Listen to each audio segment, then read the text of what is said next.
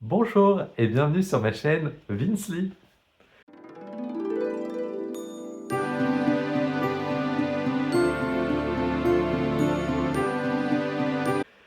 Alors, aujourd'hui, je vais vous parler de deux bouquins que j'ai abandonnés. Enfin, un que bon, je vais faire un petit effort et un autre qui a été un vrai coup de cœur. Donc, je vais commencer déjà par celui-ci. C'est Le nom de la rose de Umberto Eco. Alors, c'est la fameuse lecture mystère et lecture commune du club de lecture de Flowfly. Donc, il n'a pas remporté mon vote, mais on doit le lire. Et honnêtement, euh, j'ai lu une centaine de pages et j'ai voulu en fait arrêter parce que franchement c'est lourd. Entre le latin, entre les débats d'un autre temps sur les hérésies et tout ça qui me dépasse, euh, voilà, j'étais pas trop sensible. Et au final, comme je fais partie du Discord où on partage avec les autres personnes qui vont le lire, et ben, je me suis dit, allez, courage, et j'ai repris la lecture. Donc voilà, j'essaye de lire petit à petit, et je vais ponctuer ma lecture d'autres découvertes parce que pour me sortir un petit peu de ça. Enfin, j'ai juste, pour vous donner une idée de ce que ça représente quand même, j'ai un débat entre Guillaume, donc, qui est chargé d'enquêter, mais ça je vous en parlerai une fois que je l'aurai terminé, mais juste pour que vous puissiez vous rendre compte de la difficulté que représente ce livre. Enfin, pour moi, en tout cas, c'est imbuvable. Les singes ne rient pas. Le rire est le propre de l'homme, il est le signe de sa rationalité, dit Guillaume. La parole aussi est le signe de la rationalité humaine, et avec la parole on peut blasphémer Dieu. N'est pas nécessairement bon tout ce qui est le propre de l'homme. Le rire est un signe de sottise. Qui rit ne croit pas en ce dont il rit, mais non plus ne le hait. Or donc rire du mal signifie ne pas se disposer à le combattre, et rire du bien signifie méconnaître la force avec laquelle le bien se propage par sa propre vertu. C'est pourquoi la règle dit Decimus humilitatis gradus est si non sit facilis ac promptus in risu quia scriptum est stultus in risu exaltat vocem suam. Quintilien, interrompit mon maître, dit que le rire est à réprimer tant le panégyrique par dignité, mais qu'il faut l'encourager dans beaucoup d'autres cas. Tacite loue l'ironie de Calpurnius Pison. Pline le Jeune écrivit Aliquando praetereae rideo iocor ludo homo sum. Ah, voilà. J'arrête là parce que c'est vraiment terrible. Voilà, donc je continue malgré tout parce que c'est quand même une lecture commune et qu'il y a le collectif aussi derrière. Donc voilà, je me motive, mais ce n'est pas facile. Ensuite, un autre abandon, c'est un roman graphique, Cher pays de notre enfance, d'Étienne Davodo et de Benoît Colomba. Euh, alors, c'est un livre très politique qui parle un peu des heures sombres de la Ve République avec le SAC. Je sais même plus ce que c'est le SAC. Mais voilà, c'est très politique. Franchement, j'ai pas accroché parce que c'est un peu lourd. J'ai pas accroché parce qu'en fait, ils vont mener l'enquête. J'ai trouvé que bah, ça manquait un peu de rythme parce ils vont interroger des personnes pour essayer de savoir ce que le SAC a fait. Donc, je crois que c'était un peu un service aux intérêts de Gaulle, un peu chargé de ces intérêts-là. Mais après, ça a continué. Puis, il y avait un peu des bandits dans ce mouvement-là. et donc il y aurait eu un casse à un moment donné.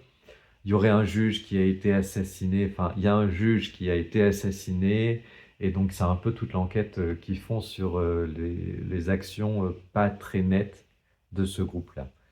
Et, euh, et qui auraient reçu un appui politique. Ils auraient aussi financé des partis politiques avec de l'argent sale. Et donc du coup, voilà, ça m'a pas trop intéressé. C'était à l'époque de l'UPR, c'est ça, hein, avant l'UMP, je crois. Enfin, le parti de De Gaulle, dans cette tranche-là. Donc voilà, je l'ai pas fini. Le dessin c'est en noir et blanc, voilà. J'ai lu d'autres livres d'Étienne Davodo que j'avais beaucoup aimé, Les petites gens sur la vie ouvrière, l'engagement, le militantisme. Il y avait Rural aussi, toujours d'Étienne Davodo, où là on a des personnes qui rénovent une vieille ferme, je crois, et des jeunes agris qui veulent s'installer en bio. Et donc on voit un peu tout le processus. Et puis là, il y a une autoroute, qui va être construite, donc qui va empiéter sur leurs terres et qui va venir un peu tout remettre en question sur le bio, avec les polluants et tout ça. Et donc ce sera un peu le combat, leur combat, je crois. Et donc j'avais beaucoup aimé ces bouquins-là. Mais lui, il est très politique et c'est un historique et j'ai pas du tout accroché, donc je sais d'ailleurs pas comment je l'ai eu, ce livre, si on me l'a offert, parce qu'il y a une petite pastille noire. Donc, est-ce que c'était un cadeau que je voulais faire ou un cadeau qu'on m'en fait? Je ne sais pas. En tout cas, si c'est un cadeau qu'on m'a fait, parce que il y a bien longtemps que je l'ai dans ma bibliothèque, je suis désolé de ne pas avoir apprécié. Si cette personne regarde la vidéo et qu'elle a le souvenir de me l'avoir offert, je suis désolé, mais je n'ai pas apprécié du tout. Et on arrive enfin à mon coup de cœur. Vraiment, c'est le livre qui m'a été conseillé au début de l'été par François, qui est une personne du groupe de lecture du Jeudi des lecteurs à la bibliothèque de Guéret. Et franchement, merci beaucoup parce que ce livre m'a bouleversé. Je veux parler, je pleure encore la beauté du monde de Charlotte McConaghy. Et ce livre, et je pense qu'il va falloir que je le passe un peu au tamis du temps pour le digérer et savoir vraiment tout ce qui m'a bouleversé dans ce livre-là, m'a transporté. Dans ce livre, on va suivre l'histoire de Dinty, qui est la narratrice du livre, et elle va nous raconter son histoire familiale et son histoire professionnelle. On arrive à un moment où elle travaille à la réintroduction de loups en Écosse, dans un parc naturel, donc avec tout ce que ça implique en termes de tensions et de conflits avec les populations locales, qui sont surtout des éleveurs et qui ne sont plus habitués à la présence du loup, donc avec des pâturages ouverts, voilà, sans moyen de protection des loups. Et donc les loups vont être réintroduits dans ce contexte-là. Donc il va y avoir bien sûr des problématiques de bêtes décimées par les loups. Et il va y avoir aussi un homme qui va disparaître et qui va mourir, en fait. Et Inti va prendre le parti de le cacher pour protéger les loups. Donc ça, c'est ce qu'on a dans le résumé, hein. Je ne divulgâche rien en vous disant ça. Euh, et donc, on va aussi avoir toute l'histoire de Dinty et de sa sœur, qui est vraiment très poignante, avec, avec une histoire forte, familiale, avec une mère qui travaille dans la police, donc qui est assez rentre-dedans et qui a accès à l'aspect sombre de l'humanité. Et donc, Inti souffre aussi d'une pathologie qui fait que sa mère lui dit qu'il faut qu'elle s'endurcisse. Donc je ne vous dis pas la pathologie dont elle souffre, mais c'est un peu déstabilisant au départ, enfin ça l'a été pour moi, et c'est une pathologie qui m'a aussi déstabilisé dans le sens où la frontière avec la réalité, je l'ai parfois perdue. Et c'est pour ça que je me suis dit, est-ce qu'on va basculer dans un livre comme de Jodi Picoult? Là, je pense à La tristesse des éléphants, où là, je me suis pris une grosse claque. Euh, et je me suis dit, est-ce qu'on va basculer là-dedans ou pas? Et donc, je vous laisserai le découvrir en lisant le livre. Et, euh, et puis, c'est un livre aussi dur parce que on a accès à cette part de sauvage de la part des loups, mais ce sauvage aussi dans l'être humain, cette part d'ombre qui nous habite.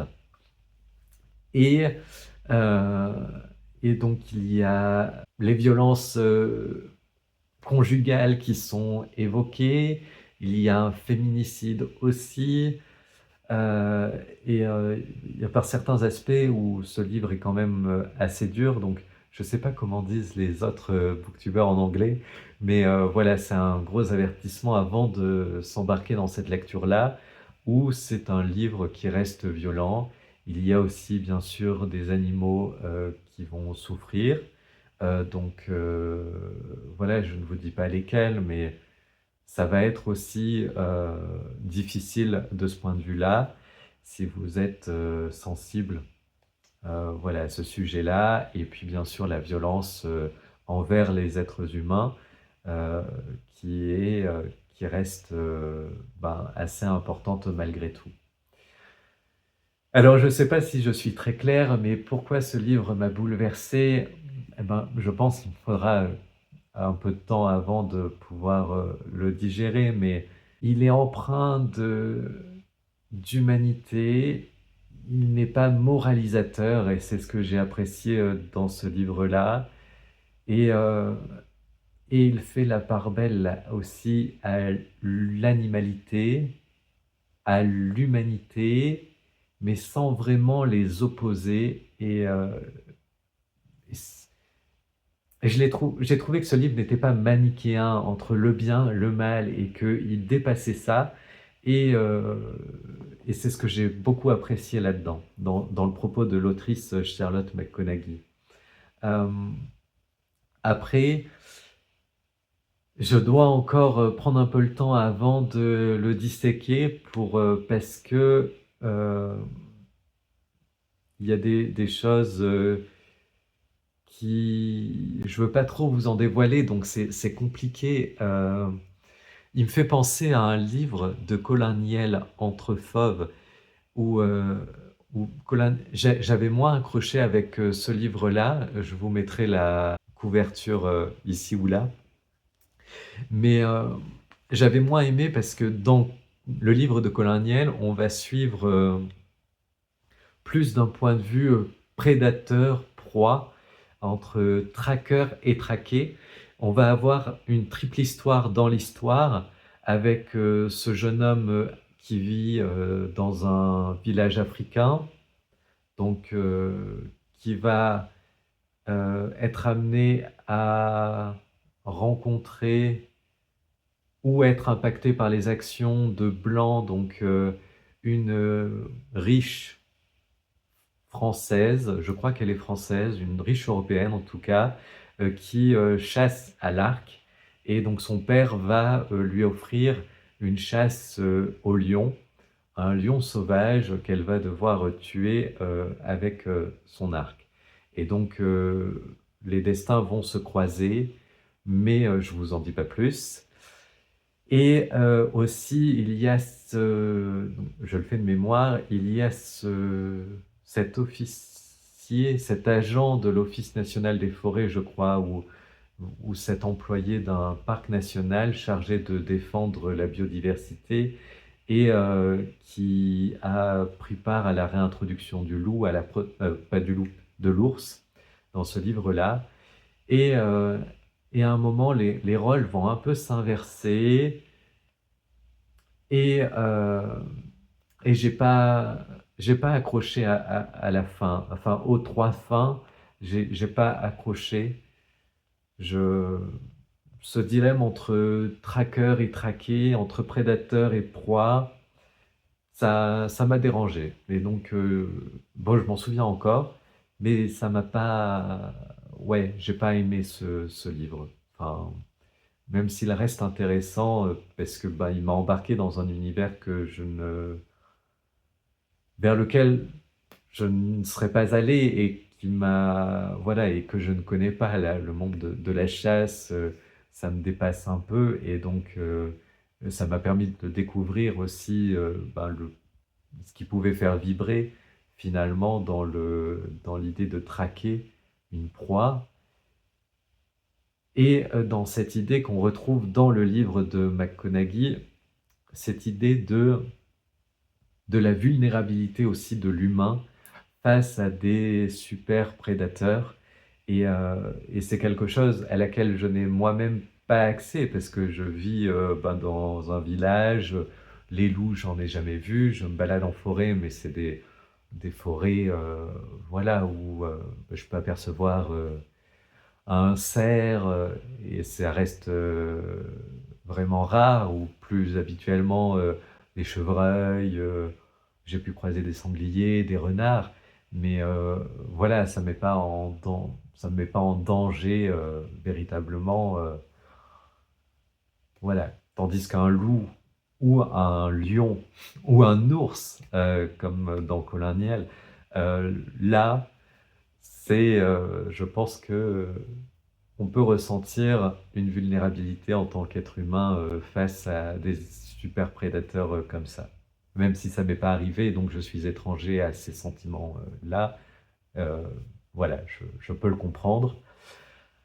Hem, Même si, et c'est un argument qui est utilisé pour, la peur, pour, lutter contre la réintroduction de ces super prédateurs, donc les ours ou les loups. Alors, je ne sais pas si je suis très clair dans mon propos. À savoir que j'ai quand même, c'est vraiment un coup de cœur. J'ai vraiment adoré ce livre-là de Je pleure encore la beauté du monde. Heu, voilà, qu'il va me falloir un peu de temps, je me répète, pour, digérer. Heu, mais voilà, je vous recommande vraiment de le lire parce qu'il transporte, il est empreint d'humanité, il montre la complexité du monde, je trouve, entre, les relations entre les hommes et les femmes, les relations aux autres et cette part aussi d'animalité, de sauvage qu'on peut avoir en nous et qui peut faire écho, voilà, aux animaux. La civilisation, heu, finalement, qu'est-ce que la civilisation et est-ce qu'il n'y a pas une part de sauvage dans la civilisation? Voilà, c'est un peu tout ça qui est brassé dans ce livre et c'est pour ça que je pense qu'il faut le lire parce qu'il n'est pas moralisateur en soi. Donc voilà, je l'ai surkiffé. Bon, j'arrive à la fin de cette vidéo qui sera un peu plus dense, mais j'ai parlé d'un peu plus de livres. Je vais, pour agrémenter ma lecture, que je vais essayer de continuer, du Nom de la rose d'Umberto Eco, de me mettre à Fonkinos, David Fonkinos numéro 2, pour essayer d'alléger un peu le poids, que j'ai sur les épaules par rapport à cette lecture commune. Je ne vous retarde pas plus. Merci d'avoir regardé cette vidéo jusqu'au bout. Et puis, ben, je vous souhaite toujours de belles lectures, de belles découvertes. Et puis, je vous dis à très bientôt. Ménagez-vous.